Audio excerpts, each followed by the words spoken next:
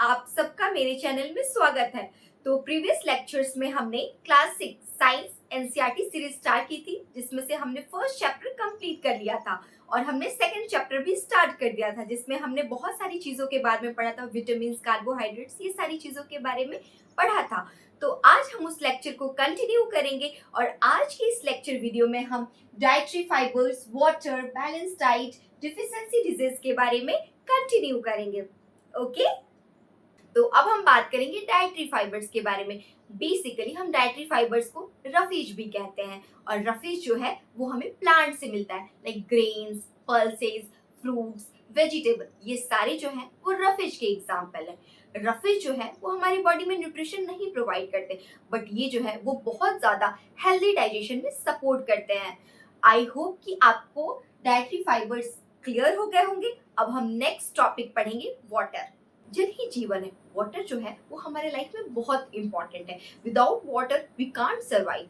Water जो है basically हमारी बॉडी में जो भी चीज हम खाते हैं उसको एब्जॉर्ब करने में वो हेल्प करता है, और जो भी चीज वेस्ट होता है उसको थ्रो आउट करने में भी वाटर हेल्प करता है।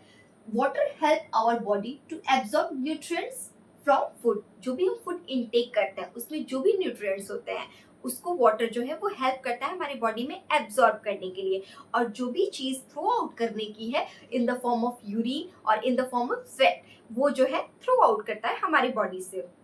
अब हम पढ़ेंगे बैलेंस डाइट के बारे में। बैलेंस डाइट वर्ड से आप क्या समझते हैं? बैलेंस्ड डाइट, बैलेंस्ड का मतलब होता है कोई भी चीज जो है वो बैलेंस्ड फॉर्म में हो, ठीक है। और डाइट का मतलब होता है खाना।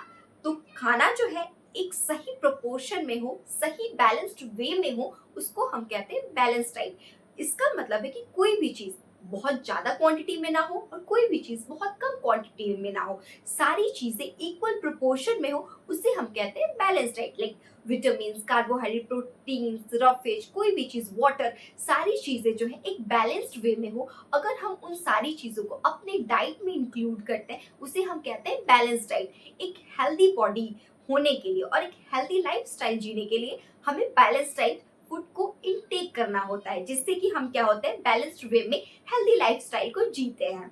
Hope you understand balance diet. आपको बैलेंस डाइट समझ में आ गया होगा, तो अब आप मेरे एक सवाल का जवाब दीजिए कि अगर हम बैलेंस डाइट नहीं लेते हैं तो फिर क्या होता है।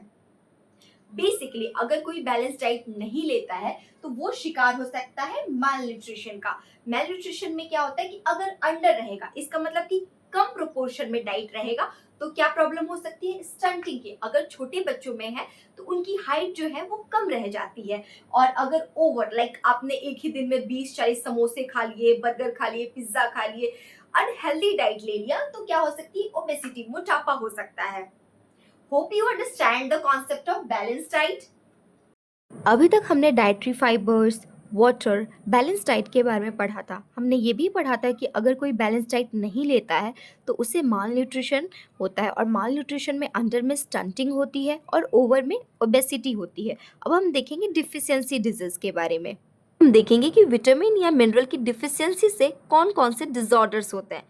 लाइक विटामिन ए की कमी से लॉस ऑफ विजन होता है, विटामिन B1 की कमी से बेरी बेरी होता है, विटामिन सी की कमी से स्कर्वी होता है, विटामिन डी की कमी से रिकेट्स होता है, कैल्शियम की कमी से बोन एंड टूथ डिके होता है, आयोडीन की कमी से कोइटर होता है, आयरन की कमी से एनीमिया होता है। आज की इस लेक्चर वीडियो में हमने कंपोनेंट्स ऑफ फूड को कंप्लीट कर लिया है, तो इसी के साथ हम इस लेक्चर को यहीं पर एंड करते हैं और नेक्स्ट लेक्चर में हम नेक्स्ट चैप्टर को कंटिन्यू करेंगे। If you like my video please like, share and subscribe. Thank you.